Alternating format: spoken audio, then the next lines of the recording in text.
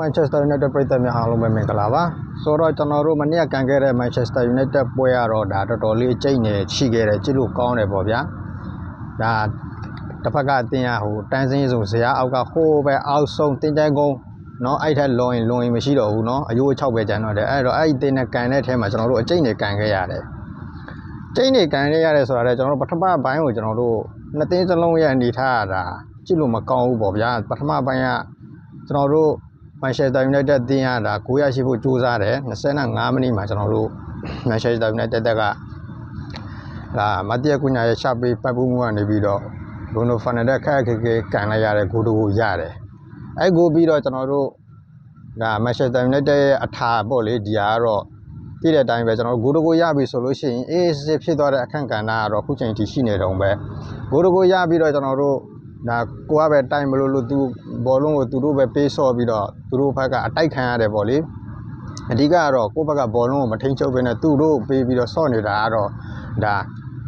အတိုက်ခံရတဲ့သဘောမျိုးပါပဲကိုကသူတို့ဘက်ကအိမ်ကွင်းเนาะပြန်တိုက်တယ်ပြန်တိုက်တော့ကျွန်တော်တို့သူတို့က40မိနစ်45မိနစ်เนาะအချိန်ပိုမှာဒါသူတို့ပြရတာဖြစ်ရင်နဲ့သူတို့ဘောလုံးပေးဆော့ရင်နဲ့သူတို့တကူရသွားတယ်အဲ့တော့ Wolverhampton တင်းကတကူထပ်ရပြီးတဲ့နောက်ကျွန်တော်တို့1-1နဲ့ဒါပထမပိုင်းပြီးသွားတယ်ပေါ့လေဒုတိယပိုင်းပွဲစားစားချင်းမိနစ်50မိနစ်မှာဒါကျွန်တော်တို့ Manchester United တင်းကဒါဂိုးထပ်ရတယ်ဒါဒီဂိုးတော့ကျွန်တော်တို့ဒါ Brian Ambubu เนาะ Brian Ambubu ကဒါလောရဲ့ပေးပူးမှနေ Brian Ambubu ကဒါလာပါလေးကန်တင်တော့ခဲ့တာပေါ့လေနောက်တော့ကျွန်တော်တို့ Manchester United တင်းကဒါဒုတိယပိုင်းမှာခြေစွမ်းနဲ့ပိုတင်ညီလာတဲ့ဘောလုံးကင်လာတဲ့သူတို့ဘောလုံးပေးမစောပဲနဲ့ဒါကိုရီဘက်ကပဲဒါလှုပ်ရှားရှိတာကိုလှုပ်တယ်ပေါ့လှုပ်ချင်ရလှုပ်တယ်ဆိုတာကိုရီဘက်ကဒါအရင်တော့ပွဲနေမတူအောင်နေပြအမော်တွေနေနဲ့ဒါနေ့စနစ်တွေပြန်လေးပြီးတော့ဒုတိယပိုင်းမှာချင်းတောင်းလေးလှုပ်ပြီးတော့ Brian Ambubu ကိုအပေါ်တင်တယ်နောက်ထပ်တိုက်စစ်ကိုအားဖိလိုက်တယ်တော့ဒါလော့ကတော့တိတဲ့အတိုင်းပဲဒါလော့ကပွဲတိုင်းနီးပါအဲ့စုံထဲမှာဝင်ကစားနေတာအဲ့တော့မနေ့ကဒါသူ့ရဲ့ဒါပန်းပုံမှုကနေဒုတိယကိုရတယ်ပေါ့ကျွန်တော်တို့ Brian Ambubu ရဲ့ကိုကျတော့ဇက်တိုက်ပဲကျွန်တော်တို့ Manchester United တင်းရတာဖိလာတယ်ပေါ့ဒုတိယပိုင်းကတော့ဒါတော်လေးဒါစီစီလုံးလေးဖိလာကြတယ်ကျွန်တော်တို့ Manchester United တင်းရတာကောင်းမွန်ဆော့ရင်းနဲ့ကျွန်တော်တို့ဒါဒီပွဲမှာအဓိကဒါ Bruno Fernandes ရဲ့ကြိုးစားအားထုတ်မှုကတော့ဒါအမခမ်းပါပဲနောက်ထပ်ကျွန်တော်တို့တာရီယာဂိုးဖိတဲ့ဒါမစမောက်သွင်းတဲ့ဂိုးပေါ့စမောက်သွင်းတဲ့ဂိုးမှာ Bruno Fernandes ရဲ့ဒါ quality ပေးပို့မှုလို့ပြောလို့ရတယ်เนาะသူတို့နှစ်ယောက်ကပြလို့ရှိရင်တိုင်ပင်ကိုက်တယ်တယောက်ကဒါတင်ဖို့တယောက်ကဘာလောက်တတ်တယ်တယောက်ကဘလို့ပေးတတ်တယ်ဆိုတာကိုတယောက်နားလည်မှုတွေချိတ်ဆက်တွေရှိတယ်ပေါ့ဒါနားလည်မှုရှိနဲ့ဒါအဲ့ကူကတော့ချိတ်ဆက်တွေလဲ connection တွေလဲကောင်းတယ်ပြီးရင် Bruno Fernandes ရဲ့ကန်တီပေးမှုကလည်းတော်တော်လေးကောင်းတယ်တော်လေးတက်ရက်တယ်เนาะအဲ့လောက်လှပတဲ့အဲ့လောက်တိကျတဲ့ဂိုးကတော့ဒါ Bruno Fernandes ရှိမှာပဲရှိတယ် Bruno Fernandes ရှိကပဲရမယ်အဲ့တော့ဒါအမှန်တော့စကားပဲเนาะ Bruno Fernandes ကိုမကြိုက်တဲ့ပိတ်သက်တွေကတော့ဒီစကားကြားချင်မှာမဟုတ်ဘူးအဲ့တော့ Bruno Fernandes ရဲ့လက်ပပိတ်ပုံကနေဒါမိတ်ဆန်မောက်ကဂိုးချီကနေပိတ်သွင်းခဲ့တယ်ကျွန်တော်ဒုတိယတာရီယာဂိုးရတယ်ပေါ့နောက်ထပ်ကျွန်တော်တို့နောက်ဆုံးမိနစ်80ကျော်မှာဒါကျွန်တော်တို့တစ်ဖက်ကဖောင်းဖြစ်သွားတယ်เนาะဟန်ဘောဖြစ်သွားတဲ့အတွက်ကြောင့်မို့လို့ဒါ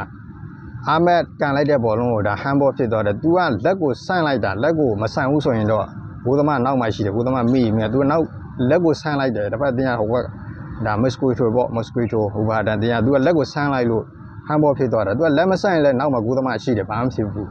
ဒါနဲ့သူ့အနေနဲ့ဒါပနတီပေးနိုင်လောက်တဲ့အခြေအနေအခုထိဖြစ်သွားတယ်ပေါ့ဗျာဒါနဲ့ကျွန်တော်တို့ Manchester United တင်က Bruno Fernandes ကပတိန် Bruno Fernandes ကပဲအဲ့ပနတီကိုဒါအဆုံးသက်ကန်သွင်းရင်းနဲ့ကျွန်တော်တို့ 1-4 ဆိုတဲ့ရတဲ့နဲ့ကျွန်တော်တို့ဒါအဝေးကွင်းမှာ Wolverhampton အသင်းကိုပြတ်သက်နိုင်ကြလာတယ်ပေါ့ဒီကိစ္စနဲ့ပတ်သက်ပြီးတော့ကျွန်တော်တို့ Manchester United တင်ရတာ3မှတ်ရတဲ့အတွက်ကြောင့်မို့လို့ဒါအနေထားတစ်ခုထိเนาะအပေါ်ကိုရောက်သွားတယ်เนาะအခုအဆင့်6နေရာမှာအဆင့်6နေရာရောက်သွားတယ်ပေါ့လေဒါကတော့ကျွန်တော်မြင်တဲ့အတိုင်းပဲဒါမနေ့ကကန်ခဲ့တဲ့ Manchester United အသင်းနဲ့ပတ်သက်ပြီးတော့ဒါပြောစရာတွေကတော့ပထမပိုင်းကတော့တော်များတယ်เนาะတော်အမှားများကြတယ်နှစ်သင်းစလုံးအမှားများတယ်ဒုတိယပိုင်း Manchester United ကနီးပြ Ruben Amorim ရဲ့ဒါအပြောင်းလေးလုပ်မှုတွေเนาะနောက်ထပ်ဒါ Bruno Fernandes တို့ဒါ Brian Ambubu တို့Diego Dalot တို့ကိုဒါအဲ့ဇုံထဲမှာဖိကစားဖို့เนาะဒါဒီလိုမျိုးဖိကစားဖို့အချိန်ပြောင်းတွေလုပ်တယ်เนาะပြီးလို့ရှိရင်ဒါမတီယာကုညာနောက်ချန်တိုက်စစ်ဖြစ်သွားပြီးတော့ တကယ်ကိုဒါ Central Tactic က Brian Mbubu ဝင်ဆော့ပေးတယ်ဒီပိုင်းလေးတွေကြောင့်ကျွန်တော်တို့ Manchester United တင်ကဒုတိယပိုင်းမှာဒါအပြည့်အသက်အသာစီရယူနိုင်ခဲ့တယ်လို့ကျွန်တော်တို့ယူဆမိတယ်ဒါကတော့ဒါကျွန်တော်တို့မနေ့ကကန်ခဲ့တဲ့ Manchester United နဲ့ဒါဟိုဟာတန်တင်ရဲ့ပွဲကိုဒါကျွန်တော်မြင်တဲ့လောက်လေး sharing လေးလုပ်ပေးတာပါအားလုံးကိုကျေးဇူးတင်ပါတယ်